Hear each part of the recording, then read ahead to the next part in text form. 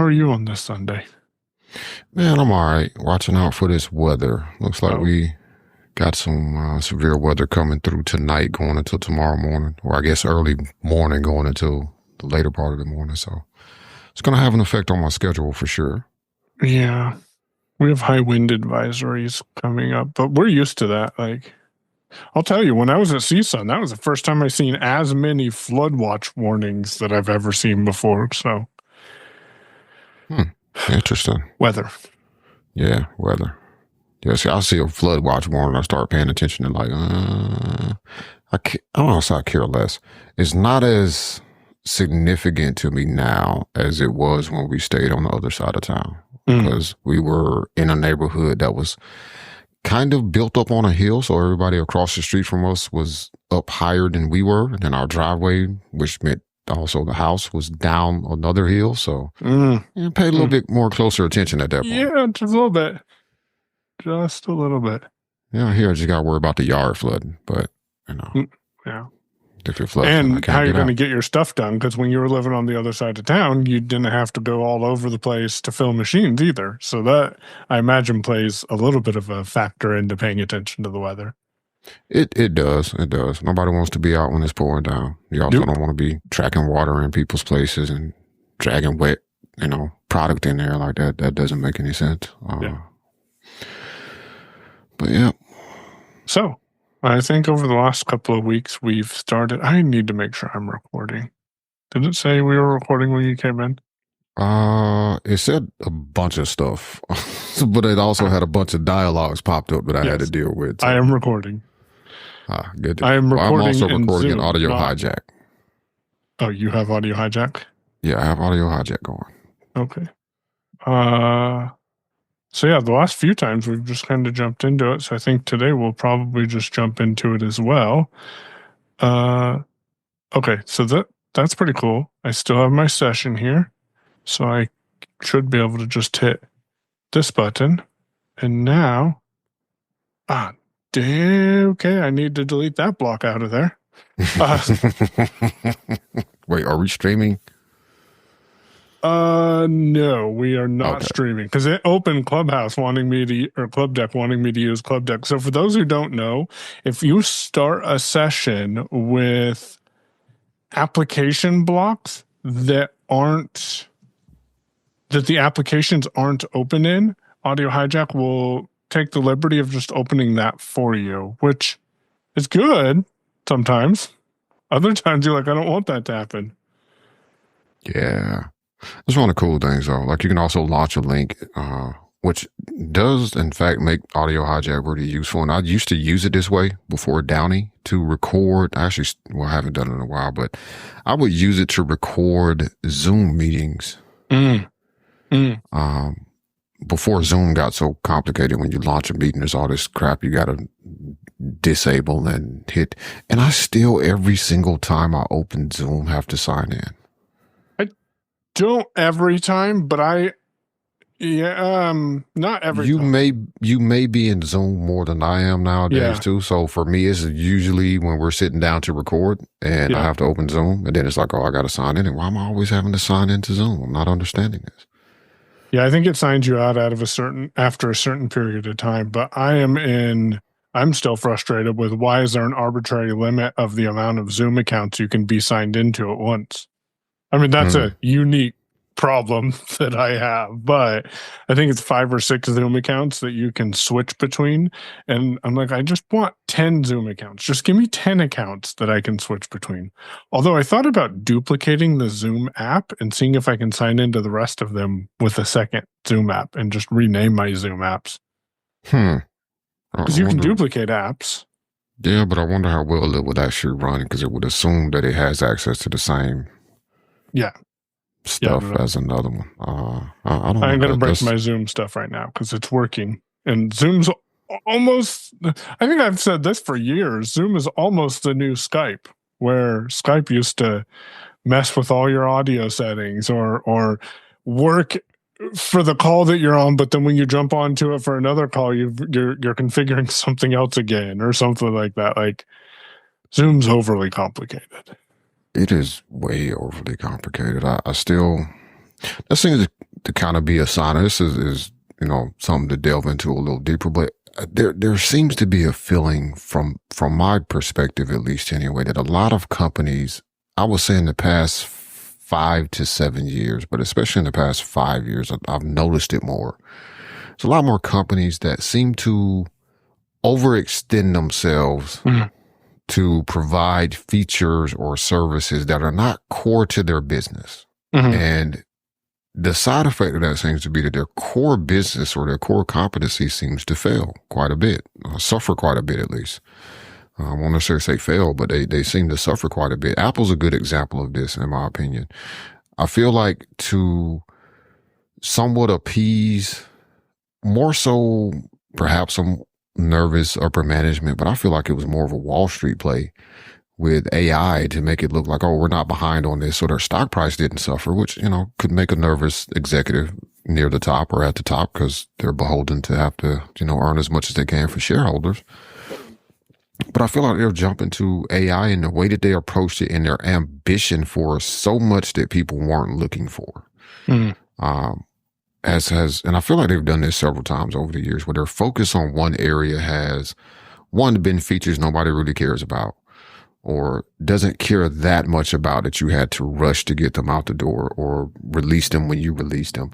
Meanwhile, I still have to go in and manually tell every single other Apple device I have whenever I set up a new device, never, ever, ever automatically connect to my AirPods or whatever, because I'm on a phone call and then I hit the computer keyboard and now the audio from the computer's coming out, the person's in my pocket. And it's like, but I needed to type what they were telling me. Like, this is not helpful. Yes. The weird voiceover bugs that we still encounter, other just oddities of things. It's like fix some of the basic stuff, man. Like their whole AI move to me was just unnecessary. They could have introduced some features like the image playgrounds, which I haven't really spent any time with. Did you have an issue when image playgrounds became available on your computer where every time you opened it or every time you signed in, it would say, image playgrounds now available on your computer? Image playgrounds. But you could never get to the notification on it, make it go away. Yep. So I finally problem. just opened image playgrounds and now the notification seems to have gone away.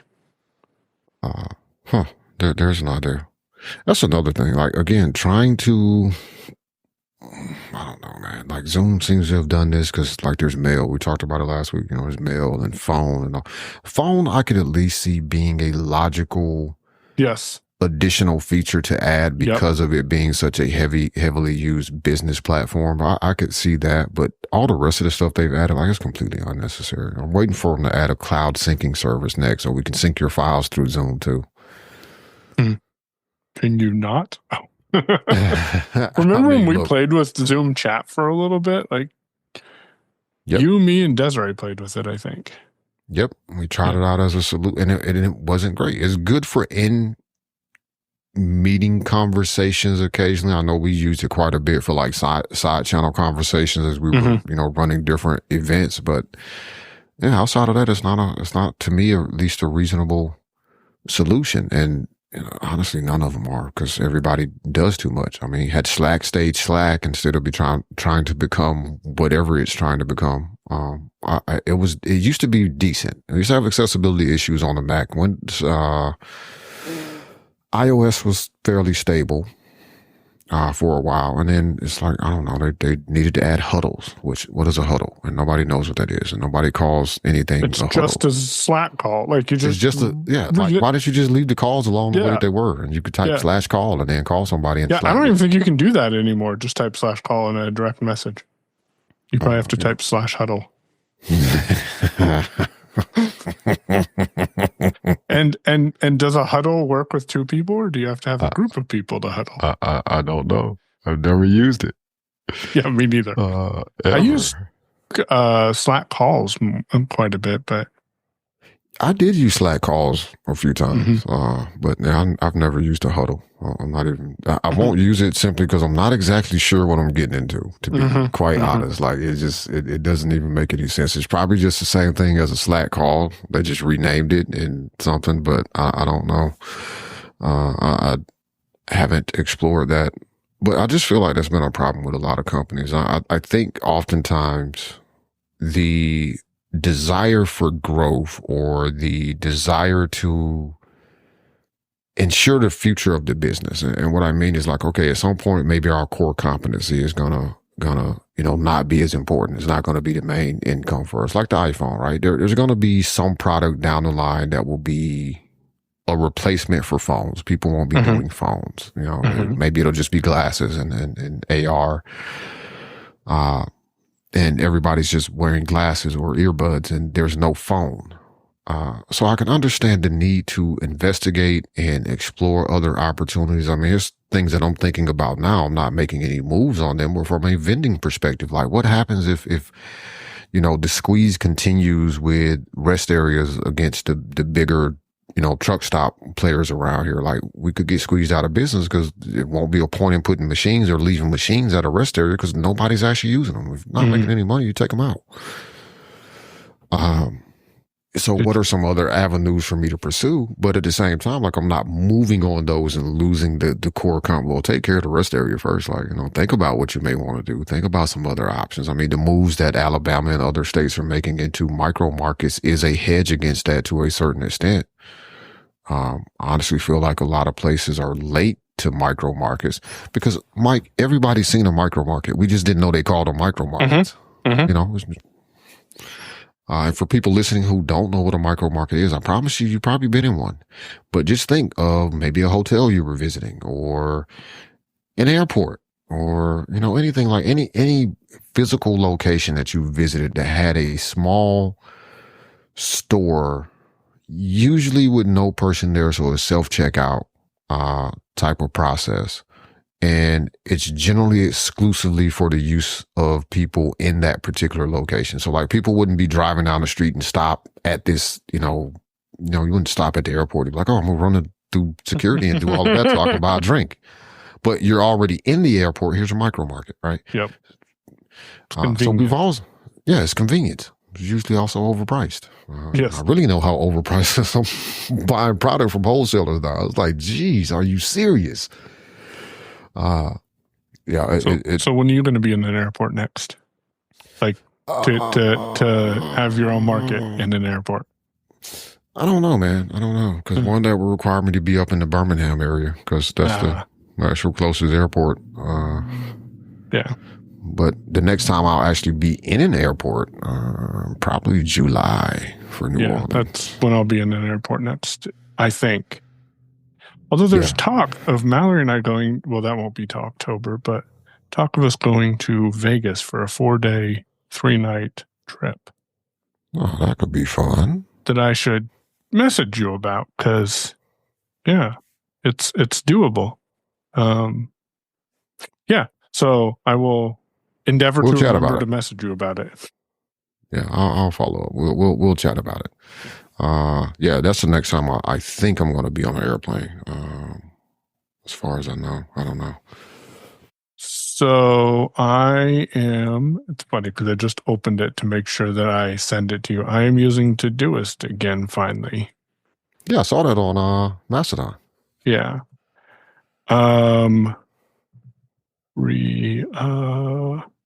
Vegas trip. All right. So, I'm using Todoist, and I'm liking it. Things are getting done. I'm going to be teaching Todoist in the very near future. And I will tell you in a moment about this, but I'm teaching it on ACB Community so people can come and learn about Todoist. I'm calling it Tame Your Tasks in Todoist, a beginner's guide, and it'll be on April 8th. So if you're interested, send an email to community@acb.org and I'll get you added to the list. April 8th at 1 p.m. Eastern. That is a Tuesday. I'm using Todoist primarily on the Mac and the phone. I've not installed it on Windows. One of the things that I want to reach out to Todoist to get some input on is, do you have this issue where When you're arrowing through your tasks on the Mac, it doesn't tell you the due date. You have to hit, and I don't remember if that's always been the case or not, but you have to hit enter on a task to go in and then see when the due date is. That's kind of frustrating. But to get tasks into it, it's super easy. It's super easy. To complete tasks, it's pretty easy on any platform, and it's cross-platform. I do want to go in and turn off the email notifications because I don't need email notifications when tasks are due because I can't complete them from the email. If I could click a link that says complete from an email, that would be helpful to Todoist, but you can't. Or reply to the email? Yeah. I've never tried that. Have you? No, I mean, I just thought of it as you were saying it because I usually just delete all the emails that Todoist sends me because I don't care. Because, like you said, that's not helpful. I just thought about that as a feature because you can forward emails into or send an email to Todoist or to a specific project or to your inbox, and there are certain operators you can add to do some things. I always have to go look them up and then I forget them because I don't use it often enough, which might actually be a more helpful thing for me to do is to start just forwarding emails. So if nothing else, I don't forget about the email because everybody's snooze thing in their email applications, frankly, annoys me. Yeah. I set a reminder for email and Mac Mail one day. And when it did remind me about it, which was helpful. The problem is I couldn't get it to go away even after I had done something about it. I don't know what I did to get it to finally go away, but it just stayed at the top of the inbox. Like I tried deleting it and nope, it's still there. I think I deleted it and it disappeared and then it came back and I was like, I've dealt with the thing now. Like, can you go, how do I tell you to stop reminding me? You reminded me. Now stop reminding me. You did your job. Now let's move on.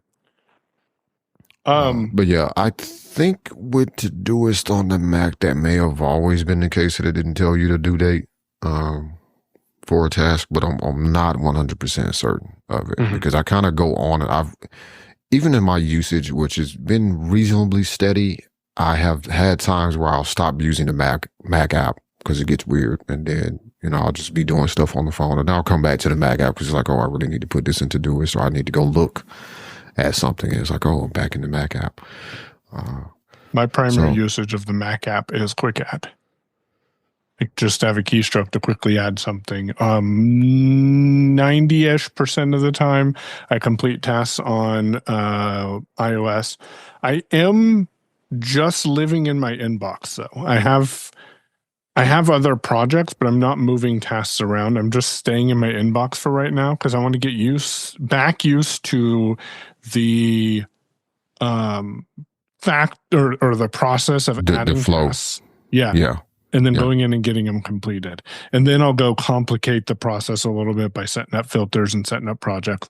So I'm not currently paying for Todoist. I anticipate probably in the next couple of weeks, I will pay for Todoist again, just so I can see what that full feature is like. Probably this coming week, I'll pay for it so I can let people know who come to that training program, which little glimpse behind the curtain. Damashe and I have talked about doing a Todoist webinar for 5 years now. So I've figured I'll just do something basic now, and we'll see where that goes, what type of questions we get, and how I can best assist. And I also hope that it will allow me an opportunity to open a dialogue with Todoist to say, hey, and I will send them an email about this task's due date project or issue, because it would be helpful if it told me the due date as I'm arrowing through the task, and then I can just complete it on the Mac. My concern, and I'll be full transparent with people at this call as well with Todoist, is they fix stuff and then they break stuff, and then they fix stuff and then they break stuff. Frankly, the best solution that I have found has been on iOS. Although, have you noticed that Magic Tap does not drop you into the quick add dialog anymore? I haven't noticed that, but I also tend to, hold on one sec, because now I'm going to check. Are you on beta with them, or are you on regular Todoist? I am on the regular version. I don't think there is a beta anymore. Oh, I didn't know if there was or wasn't. No, doesn't work anymore. Yeah. So as I said, Just started playing my audiobook. Yep. That's weird. So that's an email. Maybe we both should send to do us an email about that. ChatGPT, please write this email for me in my writing style. Hey, Google, write this email. No, I'm just kidding. I don't have that in here. Man, I reset up the Pixel 9. Like I reset the Pixel 9 Pro and the S23 Plus up yesterday. Honestly, just for something to do. I'm probably not going to actually... I will use the Pixel. I don't know about the S23 Plus, although I'll tell you something I discovered on that yesterday while chatting with Steven. But I asked Google about my calendar. It's like, I'm sorry, I cannot tell you that information for your privacy and your security. Or I asked Gemini about it. And I could not get it to say that it's not a secure assistant, but really it's saying that it's not a secure assistant because it said for my safety and security, it cannot access private information like calendars. And I'm like, but Google Assistant can, and that's what it said, is to use Google Assistant. I'm like, but I want to use Gemini. So, yeah, you should check and see if you got updates because I asked mine today because I was actually, funnily enough, playing around with the Pixel, and I asked it, what was on my calendar, and it told me I needed to go to Workspace and connect the app in order for it to tell me what was on my calendar. I was like, okay, okay. How do I do that? And it had stopped listening, so it didn't answer me. Are you on 16 beta or are you just on 15? No, I'm still Android? On 15. Yeah, I haven't gone to any betas for Android.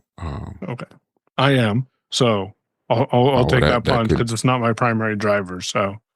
Yeah, I have not updated to betas on iOS. I am thinking about switching to the Pixel, which is one thing I was doing is I was checking some apps on there to see if they were accessible.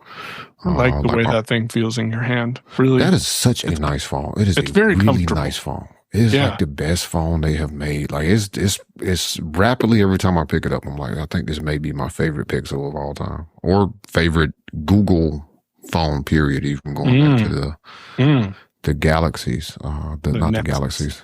Yeah, the Nexus is the Nexi. The Nexi, yeah. Which honestly, I only had one of those, and it was the Galaxy Nexus. I think it was the last one that they did. I had a few of them. I remember. I take that back. I did not have the 5. It was the Galaxy. It was the Nexus 5 was the one that I wanted, and I couldn't justify buying it because I had just bought like the iPhone 5S or something. I was like, I don't even use Android. I'm not switching phones again. Second time we've talked about it this year. That takes you back to the Google Now days. Yep. When Google was ahead of the game. Man, Google was so far. So I was listening to Intelligent Machines from this past week. And they had a guy on, and I don't remember his name because I don't remember anybody's name. But he just wrote a book, which I will find the title for before I finish this because I did pin it in draft so I could go probably buy the book. Seemed like an interesting read, possibly. But he wrote a book about kind of the history of AI and how we have arrived at where we are today. So there's some interesting stories in there. Leo was, quoting a lot of the book or whatever in the episode for the few minutes that they interviewed the guy. But he said that Google had what was it? So if we remember back, Microsoft did a thing with their some kind of agent or some kind of chat bot a while back, and it's before ChatGPT. Was that back in the 2016-17 era? Yeah. Yep.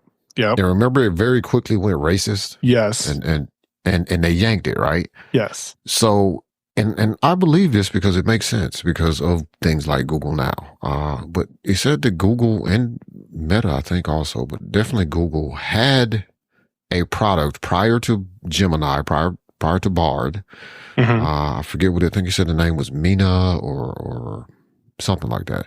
Anyway, they had this project out around 2020 and they were scared to release it because of what Microsoft had went through. Not they were scared it was going to freak people out. They were scared it was going to get out of control and turn into a racist Nazi bot or something. So they didn't do it. And that, it sounds true, but it also kind of highlights like how far ahead Google probably internally really is with all of this. And they either can't put in the appropriate protections, because there's not really any way to protect against AI, because you will have to predict anything somebody might try to do. You can't do that. That's kind of impossible. I mean, you know, you've seen it. I've seen it with just basic kind of building WordPress sites. Like, people try weird stuff and you're like, oh, I didn't realize that didn't work because I didn't think to try to do it that way. It's not how you're supposed to. You're holding it wrong. Like, so there's not a way to do that, but it really makes you wonder, like, how far ahead is Google with all of this, and where are they? And is that fear still there of, you know, scaring the piss out of somebody, and like they decide to nuke the Google campus or something? I was like, no, this is too much. Because Google now freaked people out. Like, I understood how it knew what it knew, but someone who didn't have tech knowledge, they did not. Google now freaked people out. Which is why I think they eventually pulled it. But I thought it was great. Like, it was awesome. Yeah. You swipe over and look at the little thing, like, oh, you know, the next 126 bus arrives in 15 minutes. And it's like, oh, okay, good deal. You start walking now. Yeah. And like, I don't even have this event on my calendar, but generally around this time of day, I'm leaving to catch this bus, and I'm looking up the bus schedule. It's like, awesome, man. This is awesome. That actually would have kept me on Android or kept me using Android longer, had they not started to kind of degrade it. I mean, it was so good to the point that I tried it, using it on the iPhone, when I had to go back to the iPhone because that's the phone that I had. I just installed the Google app and was still trying to use Google now, which is much less useful on the iPhone because of Apple and their stuff. Speaking of Apple and their stuff, something that may be interesting to listeners and could potentially have some use cases. I don't know if you would want to do this. You may do this. But you can now, in the US, not just the EU, you can change your default call app and your default messaging app. I read that. People are talking about using it for WhatsApp. And someone asked, does that mean that incoming calls will go over WhatsApp? And I have not tried this, but I suspect they will not. They will still use the phone. Yeah, it makes it your default dialer. So if you say call somebody, it will default to using WhatsApp. Or if you tap on a phone number link anywhere or something like that, it will default to using WhatsApp. If your incoming call is to your phone number, it's going to ring your phone. We use RingCentral at ACB, and I like it because it's very expensive. It is expensive. I'll tell you about something here in a minute, but it's very expensive. However, its integration with CallKit is amazing. When I get a new phone call, I know it's a RingCentral call because the haptic feedback from the phone is different. So even though I don't have a ringtone on, I'm able to tell the difference by the way that my phone is vibrating, which sounds weird, but it's amazing. No, that's nice. And RingCentral offers an AI feature for your calls. So I made a call, an internal call, and I chatted with this lady for a minute, and then I hung up. And then it popped up and said, here's a summary of your phone call. And it was actually very accurate. It's like no action items, because there were no action items. I'm like, this is what Damashe and I were talking about like 5 years ago or 3 years ago. Yeah. Wanting that would actually be useful. That would actually be useful. Like I said, of course they do, because of course they do. Everybody has AI everywhere. But that actually, once you explain it like that, that would actually be super useful for you to just give me an AI summary of my call and give me some action items. And there's a notes box at the top, so you can add a note to that contact. I don't know how you retrieve those notes, but that looks pretty cool. So I'll tell you how to retrieve the notes. Go into the RingCentral app and find the phone call, and then navigate into the details of the phone call, however you do that. And I bet the notes are there. Yep, I bet you're right.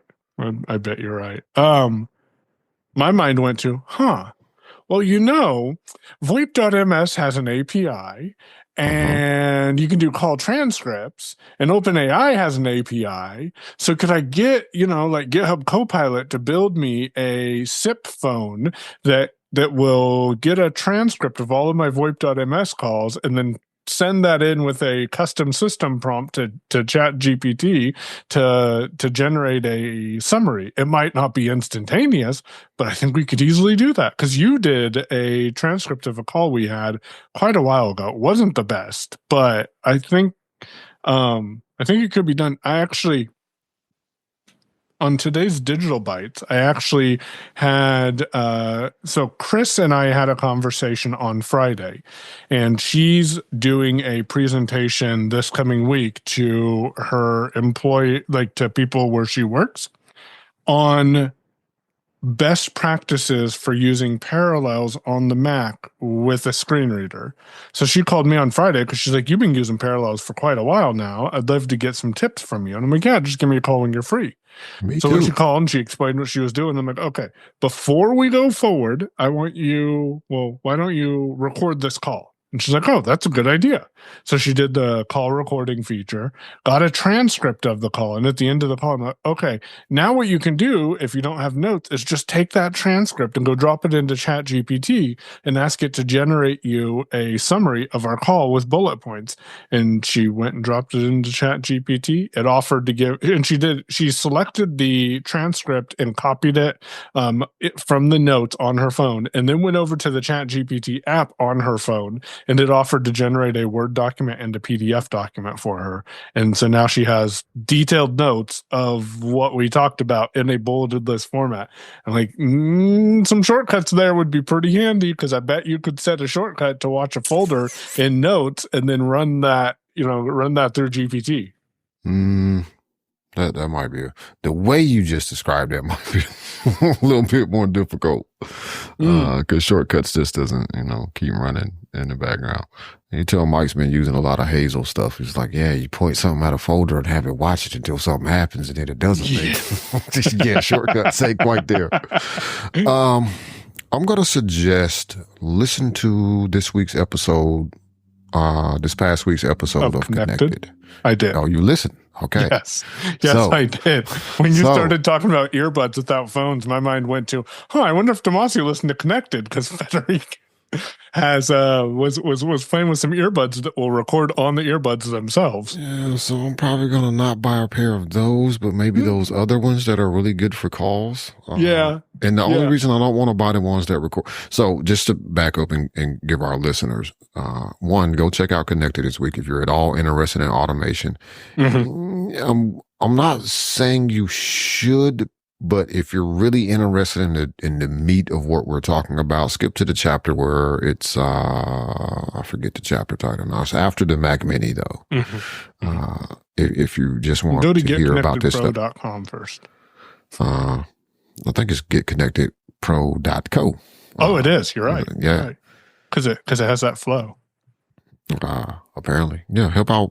Well, we'll say help out Mike's family, but not this Mike. That Mike, the relay Mike. Yes, not the pay on Mike, who just had a baby. Yeah, the relay Mike, not the pay on Mike. Yeah. But yeah, so he was talking about trying out some earbuds, and basically what Federico has kind of built for himself is what Plod does. I would say it's probably the closest to Plod, and I was like, well, geez, that's probably just wasted some freaking money buying that Plod thing. I could have just built it. Why didn't I think of that? Yeah, but you don't have time to do that. Yeah, I didn't have time, and also it was interesting. It was something to try, and we'll see how it goes. But so he's basically what he was trying to solve is having earbuds so that he could talk and get the highest quality recording, and then that recording gets sent off to a Whisper app for the Mac that I have not used. What was it called? Is that ICO? AIKO? I don't remember which one he's using. It's something with Whisper in the title. Going back to the previous conversation, because I was sitting there looking at it and forgot. AI Valley is the name of the book that this guy wrote. And give me a sec. I'll tell you what this app is called, because I meant to take a look at it. It's on iOS and Mac. Initially, I was happy. Why do I have so many freaking headings? Like, some of that crap should be in the footer, man. SuperWhisper. That's it. I could have did a link search once I was in the episode, and I didn't think about I just did an item chooser and typed in Whisper. Yeah, same idea. Yeah. So SuperWhisper is the app that he's using, which is I think I may have heard of this kind of in passing at some point. But I've still been using Mac Whisper when I've been using anything. But at any rate, his recording gets sent to SuperWhisper, which processes it, produces a transcript of the audio, and then that is sent to Claude for him, which was an interesting choice, I think. But he says he has a very heavily customized Claude that produces both a full report as well as a summary for him of what the things were that he was talking about. So essentially, he's doing what I have said is the problem with task managers already, which is you have to stop and get your phone out and put a thing in when you have the idea, and that's not always conducive to the situation because you could just be walking around doing things and talking out loud, and it's like I need somebody to follow me and just write down everything I say. So that's effectively what he's created. And it's an interesting approach, but he's been trying different earbuds because as he has learned, and as I know, and as Mike knows, the microphones on the AirPods and the AirPod Pros are kind of terrible. Yes. And I think he tried some Huawei buds and somebody else, Xiaomi. But I think the Xiaomis are the ones that will let you record on the earbuds and then transfer those recordings to the app, which is a really cool feature. The only reason I'm afraid to buy those because I'm pretty certain their app is probably going to be crap. Which means I wouldn't have a way to get my audio recordings off the earbuds. I also hadn't looked at the price of them either. Right. Yeah. None of them. I haven't looked at any of them. Yeah, me either. But I was like, those the first ones he tried that had the really good microphones. I was like, those sound kind of interesting. I don't have that CarPlay issue to work around that he does, so that could be an interesting thing to do. Or I could just use OpenCom and just flip the mic down and dictate that way, or record audio that way. I just downloaded SuperWhisper and I'm going to play with it, see which one I prefer. You can download it for free and then upgrade for premium, which I'm not sure what the upgrade is, but I can download it for free, so we'll see. Is that App Store? Oh, yeah. Download now. And that pops up a little screen where you have to enter your email address. Oh, yep. And then it's going to tell you that a pop-up has been blocked, at least my Safari does. And then there's a screen there that says, if your download didn't start, click this link. And then I clicked the link and then it downloaded. So, because I have pop-ups disabled. I hate pop-ups. Man, you should always children nowadays don't understand what a pop-up problem really is. They should have lived through the early 2000s. Oh man, I'm trying to think of what it was, and I think it may have actually been a cartoon that the kids are watching at some point. There's like the pop up thing, and like it did look kind of like the '90s, where it's like pop ups everywhere, just bloop, bloop, bloop, bloop. I may or may not have made pop ups in the late '90s, just saying, early 2000s. So I don't have much more to talk about. I have not automated any more of my job yet. I definitely am. So what I've decided to do, did we talk about this last week about my decisions on automation of my job? I don't think so. So I'm going to do my job the regular way. And by the regular way, I mean the way that I was trained to do my job for probably another month or so, and then start implementing more automation tasks based on my doing the job. So I'm comfortable with it. And again, we've talked about this several times on the show. If you don't know what you're automating, then you don't know how to fix it when things break. So my thought is I'll do the regular way of doing the job for right now for a little while, get comfortable with that, and then go and start finding additional ways to automate. I am still using the VB script that I created, that ChatGPT created for me to get those links quickly generated. And honestly, I was thinking about taking that script and maybe modifying it a little bit to make another part of my job be automated, and I might do that, but I'm not going to automate everything at once. I just want to slowly automate things, and then eventually put it into a system that I can, hit a button and then my week's worth of work is done. Not quite that much, but, and then we've talked about gravity forms. I don't know if that's going to be the right solution for me right now. And I think that might be something to explore going forward, like later on. But I want to explore some automation tasks in what I'm doing now. Mainly so I don't have to teach someone a whole new system, if that makes sense. Because I want to automate what I'm doing right now to make my job easier, but I don't want to have to teach. I think we've got 180 volunteers right now. So 180 volunteers, brand new systems to at this time. I think eventually it'll come, but right now what we're doing is working. Why break what's working? Just find ways to simplify that process. So that means possibly looking at Google, what do they call it now? Google App Script is what Google App Scripts. There are some tools you can use with Python for automating interaction with Google products. So just because I'm not automating things doesn't mean I haven't been doing a little bit of research to say, how can I do this with Python to build on my Python skills? So I think one of those two avenues will be the way that I go. Yeah, I am considering.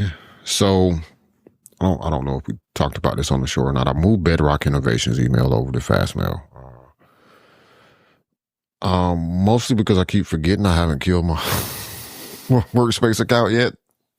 So I need to do that.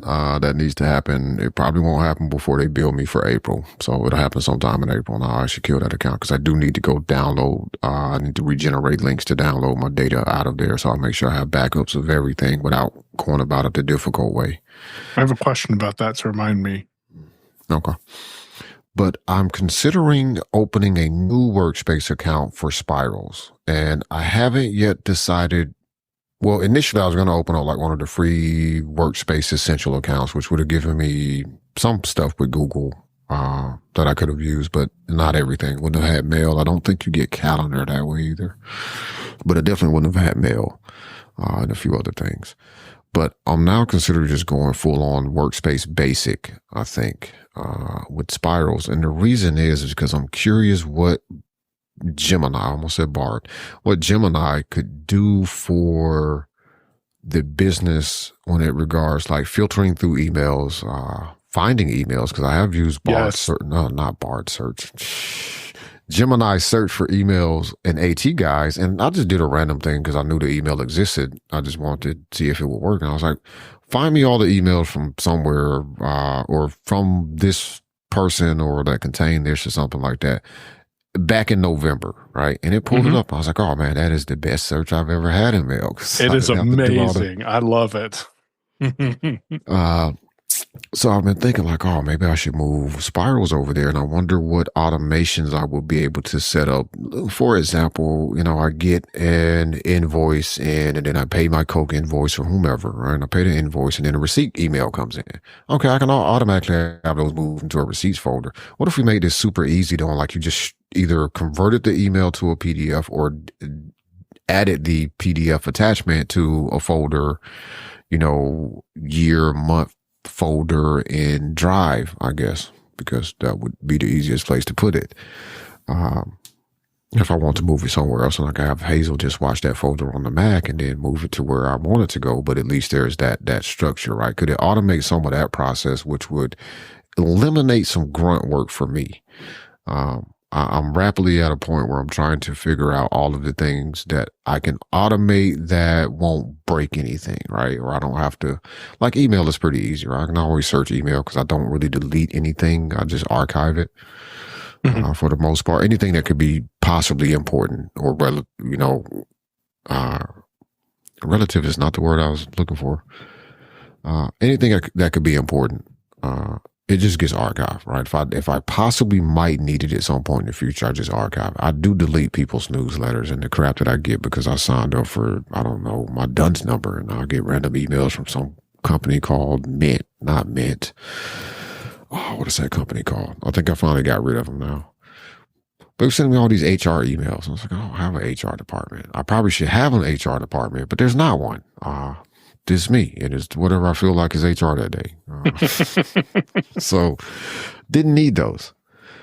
But yeah, I've been considering doing that just because I don't see, there's not a whole lot of ways to automate stuff off of the Mac. Like if it comes into the Mac and I got to set up a bunch of Mac specific stuff, but then what if the MacBook is closed, or what if the MacBook is offline or whatever? Then none of that stuff happens until I open it up and connect to the internet. So that's not useful.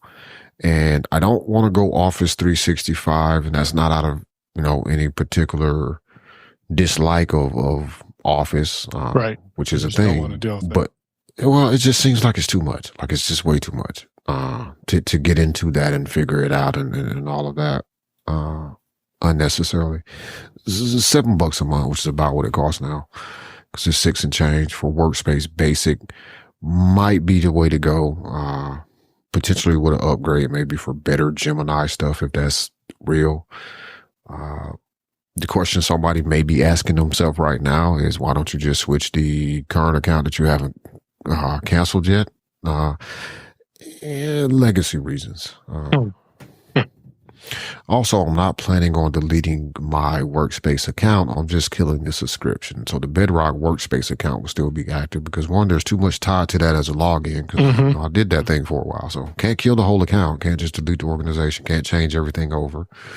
And I don't want everything related to that business to get mixed in with this business, because they really are two entirely different things. So they don't need to be meshed together like that. But I've been considering that just for automation purposes, because at least I'm giving access to a tool inside of the platform I'm already using versus giving some external tool access to my email, and not feeling so great about that. I trust Google enough not to do anything shady, not because they really care about me per se, but because they care about their corporate business, their enterprise level business that they offer through Workspace. So if they're caught doing something with people like me, then they're going to get caught, and that's going to probably tank their business. And I don't know how much Workspace makes them over the course of a year, but it's probably not an insignificant amount. Right. And you had a question about takeout. So I'm going to Google Takeout right now. And if I generate a takeout file, like export a copy of my content, what am I going to get? So it depends on what you select, because a part of that process is going through and selecting the data that you want first. You can't select all of it. 70 of 72 selected is what it says right now. Yeah, it usually does that. You're going to get a bunch of different stuff if you were to export. If you were to run that takeout right now, they would send you an email probably in another day or two to say, hey, your takeout is ready. Your emails, if I'm not mistaken, they all come down as like .eml files or something like that. Like if you click on them, it'll launch it in the mail app on the Mac or whatever your default mail app is, and you could view the email. Your Drive files will just come down as what they are in Drive, whatever type of file they are.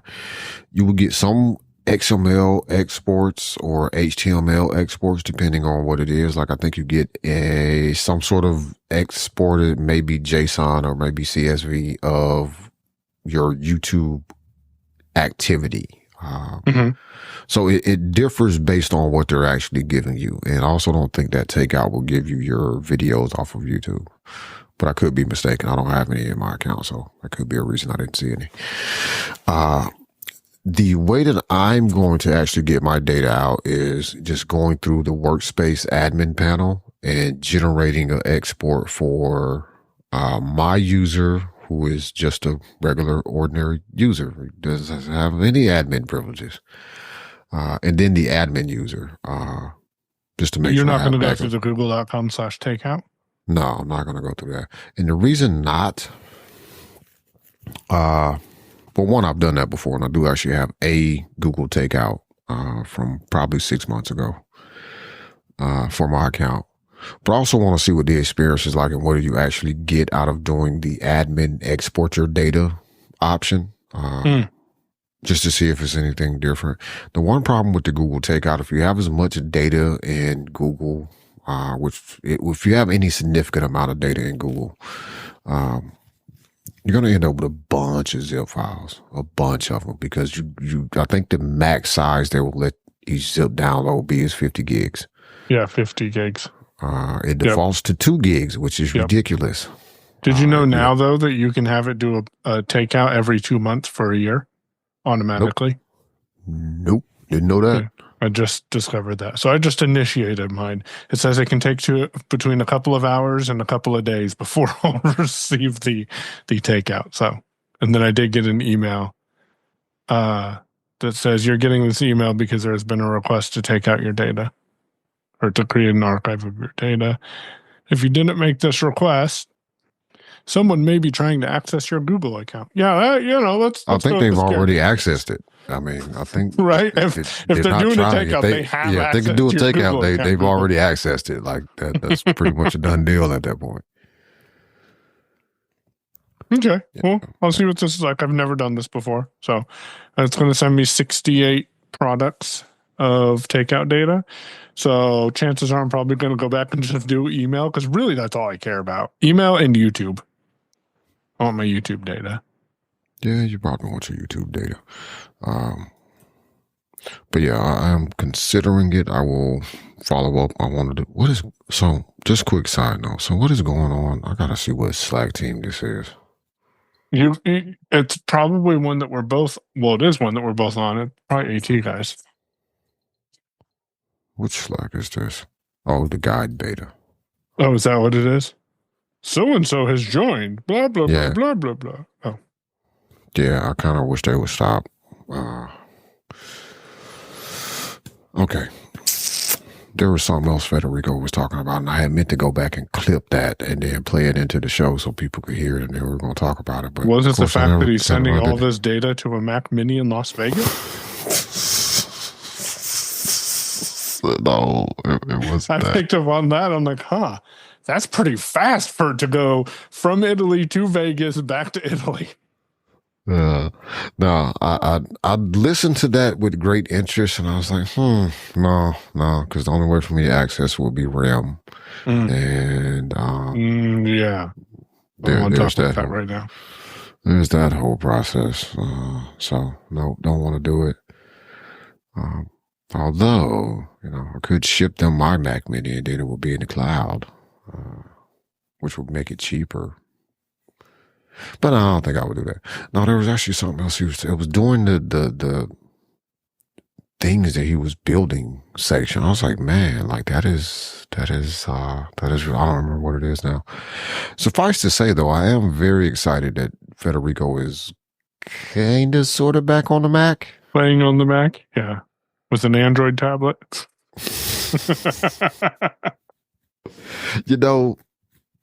I was listening to that whole skit, and he's got the Mac Mini at Mac Stadium, Mac Stadium is, I think, what the name is now, out in Vegas, which is cool. And he's doing a lot of stuff from his iPad or an Android tablet using VNC tools, which, again, is cool. I wish we had access to such tools, because that would be because I seriously sat here and thought about it for like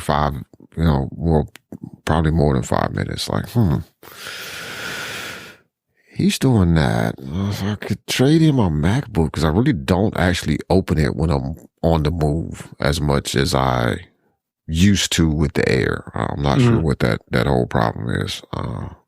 But at any rate, I don't use it as much on the move. Like a tablet is actually better for this. Like a tablet with a nice keyboard case. Like even spending the money on the Apple keyboard case, and just flipping that open and typing on an iPad would suffice for most of what I need to do when I'm on the go.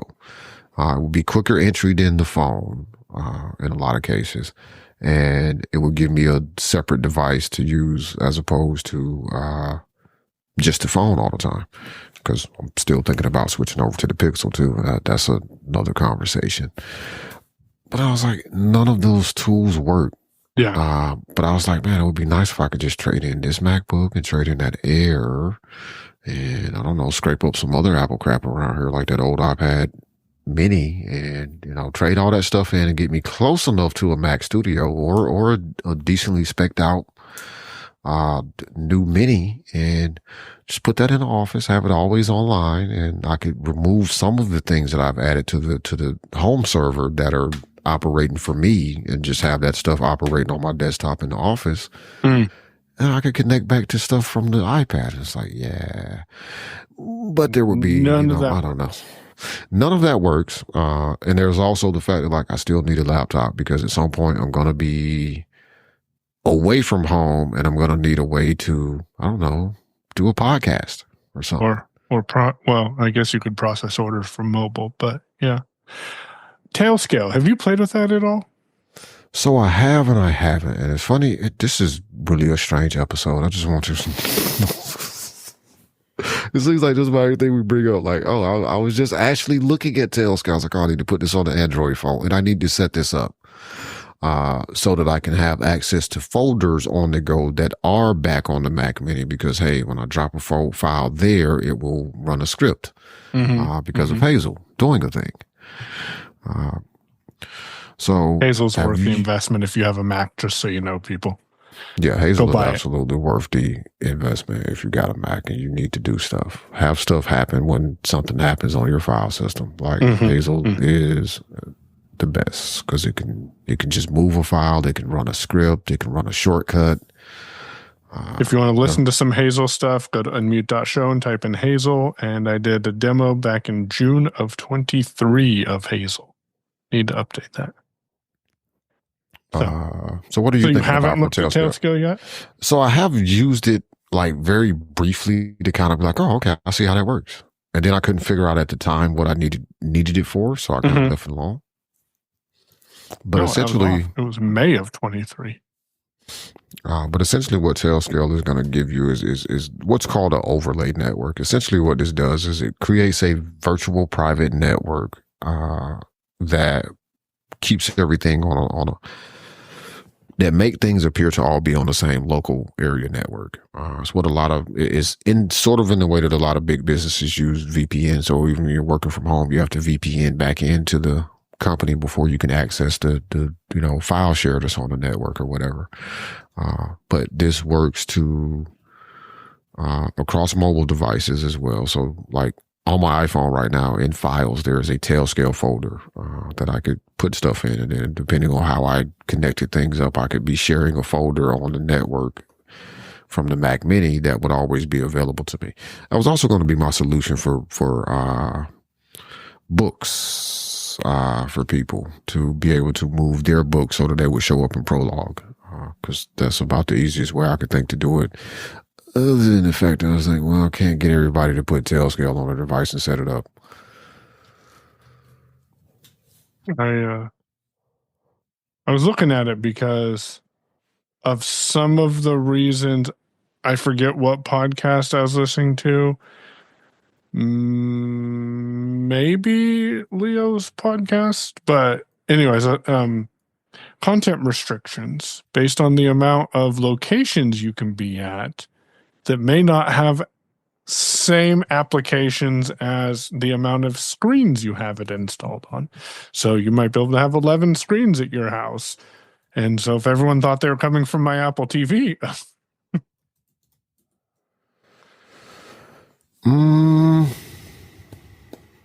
I forget. Now that I don't. So you can install Tailscale on the Apple TV. Okay. And you can set the Apple TV as an exit node. Okay, gotcha. So let's say you have the NFL app, or let's say you have more pertinent HBO Max. You can make HBO Max think that you just have 11 Apple TVs in your home. Gotcha. Yeah, I didn't realize you could put it on the Apple TV, but yeah, that makes sense. Mm-hmm. You should try Brew install SuperWhisper. Steven's using Homebrew now. So welcome to Homebrew, Steven. Appreciate it. And SuperWhisper has been successfully installed. That was that weird, goofy stuff with these pop-ups and drop downs and crap. That was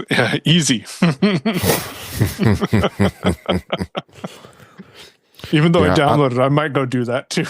I mean, I downloaded it, but I was like, you know what? I'm just gonna do it that way because that's the. Let me search, make sure it's there. Oh, it is there. Okay, well, let's just do it that way. I could delete this file out of my downloads because I don't need it. So rm-rf dow, and I forgot I have not set this up so that I don't have to type the actual capital letters. SuperWhisper DMG. Delete that. Boom. All right, going away. It's not even taking up space in my trash because when you RM something in terminal, it's gone. There's no recovering from that. It's all over. It's just gone. We promise. That's Mike when he typed RM/* or something. I don't know what you did, but I was playing with Git and Python, and I don't even remember what I did. You turned your home folder into a Git repository. Yep, that's probably what I did. Yeah, don't do that. Yeah, it's not recommended. Don't do what Michael does. I'm probably going to do a little bit more research on Tailscale because I know some ways it can be used. I hadn't thought about that as a particular solution to getting around some of the restrictions. Now, something to be aware of is some companies have gone a little deeper and figured out ways to determine where you're you're not just depending on your network location to tell them where you are. They're looking at your device's physical location. How they're doing that without asking for location permission is something I would like to know. Yes. But I've heard a lot of people say that YouTube TV is pretty good at detecting that you're not, despite your VPN saying you're in your home, you're not, because they're VPNing back into their house. So when they come out to the internet, it looks like they're at their home IP address. We can tell you're not there. You're in Italy, so you can't watch this. But yeah, Tailscale does have some interesting possibilities for sure. I guess we'll wrap up this week's show with me talking about potentially moving to Android and the things that are holding me back at the moment. Drafts. It's a problem. Another problem, and this may reduce itself as a potential issue over time, but I have had to FaceTime a few people a couple of times. Like, hey, can you look at this for me? Or can you see where we are so you can help this person find this building? Right? And you can't really FaceTime people from Android. It's not a thing. And you can there's WhatsApp. Join a FaceTime call, but you can't initiate a FaceTime call. Yeah, and then see, there's the whole process of talking somebody through, like, okay, so I need you to open FaceTime and then do this and then do this and then send me this link. And then you can look at this thing. But do your links stay static? I don't know. Because if they did, then you could just add it to your home screen on Android and then just tap on that. Yeah, I should test that and find out if they stay static. Because I know group links can stay static, but that might require you to have a group FaceTime call. Yeah. Which you could do. You have enough devices to set up a group FaceTime call. But that, I think, more than anything, is the primary concern. It's like there have been times where I've needed that video assistance. I needed to be somebody that's familiar with the thing I'm asking about. Like, Ira's not going to work in that position. Be My Eyes is not going to work in that situation. What about Be My Eyes groups, though? Could you get the people to do Be My Eyes? No. I mean, I probably could in some cases, but I'm not, because but they can't get out of that main volunteer pool. You're right. That's the problem. Yeah. I didn't realize that when I set up my first group and did that until she goes, I got this weird call. Like I was like, that's not how it's supposed to work. And then Mike was like, no, it actually does work that way. If they're in your group, they're also in the general pool. And it's like, that doesn't seem like that's not my understanding of what I read before I set this up. And that is definitely not how I would have expected this to work. And we are now uninstalling Be My Eyes from group participants' phones. Yeah, that's pretty. I mean, I deleted the group. Is out of it. I told her, just take the app off your phone. You're done. And it's a wrap. We'll figure out something else. WhatsApp could be a solution for some instances, but for some people, it's not going to be a thing because, calling the state worker and be like, hey, where's this at in this machine, right? That guy's not going to put WhatsApp on his phone. If he even could put WhatsApp on his phone, which I'm not sure he could, because it's a state phone. It's not his phone. What about Google Meet, though? So the state doesn't like Google for some reason. Ah. Okay, so not you can sure just why. Zoom them.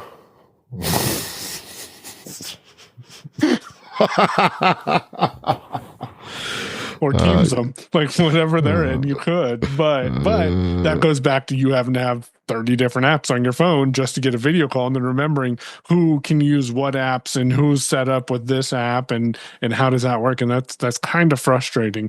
Apple, you have moved several of your products over to Android. I would appreciate it, and so would Damashe, if you moved FaceTime, or at least gave FaceTime a better experience on Android. I mean, I can get Apple TV finally on Android. Remember when we asked for that like 5-6 years ago?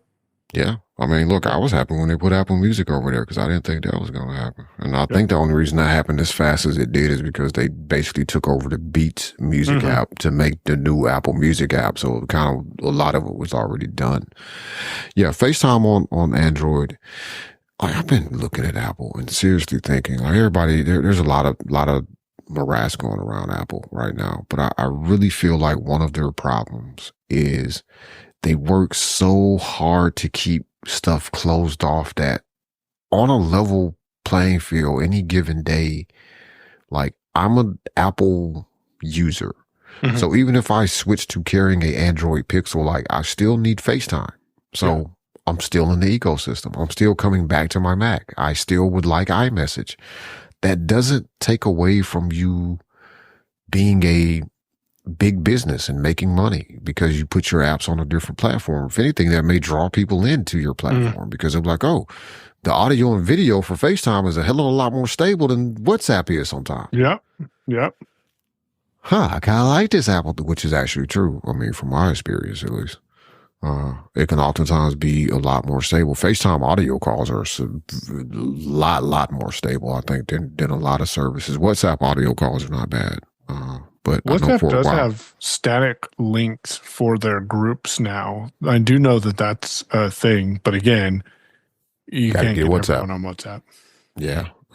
So that's one thing that's holding me back from that switch. Realistically, everything outside of that, I think I could work around it.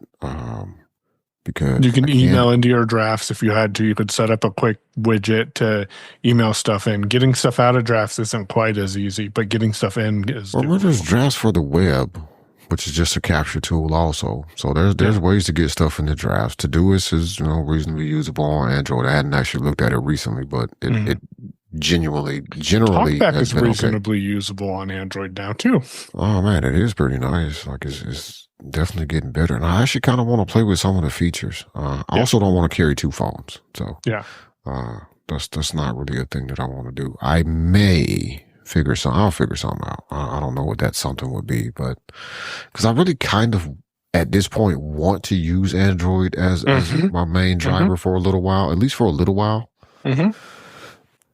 I'm not sure how long that'll last, but at least for a little while. I mean, could carry over until I get a new iPhone, which who knows when that'll be.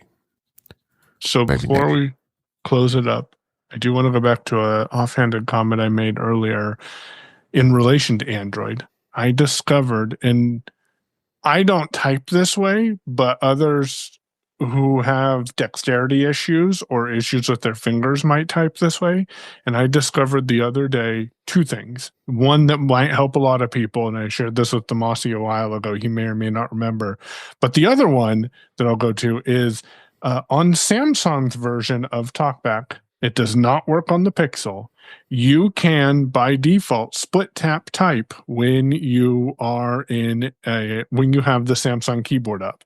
I have not tried putting the Samsung keyboard on Pixel because I don't know if you can, but you, by default with Gboard, you cannot split tap type, which means slide your finger across the screen and then tap another finger on to activate that particular letter. What I did discover on TalkBack that works both on Samsung and Pixel when it comes to typing is go to TalkBack settings, go down to advanced, and then go to typing delay. And by default, it's set to 3 seconds. Change that to 1 second, and then it doesn't struggle with you. It appears to not struggle with me touching a T and then sliding my finger over to the right to find the Y when I meant to type a Y. Because when you have it set for 3 seconds, if you touch the T, then it's going to take a couple of seconds to register that you're touching another key because it doesn't know that you've moved over. Oh, so man, you might have just changed my freaking life. Yeah, that you can set it as short as half a second. I found half a second to be a little too fast, so my sweet spot is 1 second. So again, that's under the talkback settings, advanced, and then there's a typing delay. It's under the typing style heading. And try that. Tell me if that helped your typing experience, because that's what drove me crazy. So that should cut down or reduce the times where, like you said, okay, so I'm putting my finger down on the keyboard and I touch a T and I want a Y, and you slide to the right and it misses the Y, but then you keep moving your finger, then you next thing you know, you're on the U or the I. Yeah. Yep. Because that time is delayed. Man, you have seriously just changed my life, dude. Oh, man. All right. Try that. And it does work on Gboard and Samsung's keyboard. I want to give a tip on split tap for the Pixel, the Gboard keyboard. So you can split tap to activate like the done button or the search button or go button or whatever at the bottom. However, be careful, because if you tap a letter with your second, if you tap anything that's actually on the keyboard with that second finger, it will activate that key, but it will also type that letter. And depending on the timing, you could end up with a Y at the end of your email address when you're trying to log into something. So I was trying to log in as DT at bedrockinnovations.com, which it's not going to work. No, that won't. I just caught the commie part of that. I didn't catch that when I saw it. Yeah, I think it's time to wrap it up today. Oh, man. All right. I want to thank everybody for listening. Special shout out to our tip jar supporters. Because I'll just say, have you seen the cost of eggs? Man, you know what? I don't even want to talk about it no more. Jeez. So thanks to our tip jar supporters, because, you know, money is valuable and you spend some of your valuable money with us. So we appreciate it. We appreciate everybody that listens. We appreciate everybody that shares the show, that tells people about the show. I don't really know what else to say about that other than, you know, tell people about the show. Tell more people about the show. We'll probably review the numbers next week because I don't want to look at it. Which means please tell people this week, because we don't have much to review. It hasn't changed much. So tell some people. I was just looking at those numbers today. Yeah, make the numbers go. It's been a weird episode. Every time one of us says something, I was like, I was just looking at that, or I just did that, or this has been a very strange episode. It's been a very strange couple of days, honestly. But thanks to everybody for listening. You can contact us in the following ways. Email still works. It's feedback@technicallyworking.show. No capital letters. That always shows up. That's all lowercase. It doesn't matter. It really doesn't matter. Feedback@technicallyworking.show. The hashtag technicallyworking on Mastodon is a great way to interact. This is how I saw Mike's post about being back on Todoist from the TW account, which you can also follow on Mastodon. Is tw@technically.social. He's on Mastodon. He's Payon, PAYOWN, at dragonscave.space. That's DRAGONSCAVE.space. And I am on Mastodon as Damashe, DAMASHE, at technically.social. And Blueski. All right, we're done.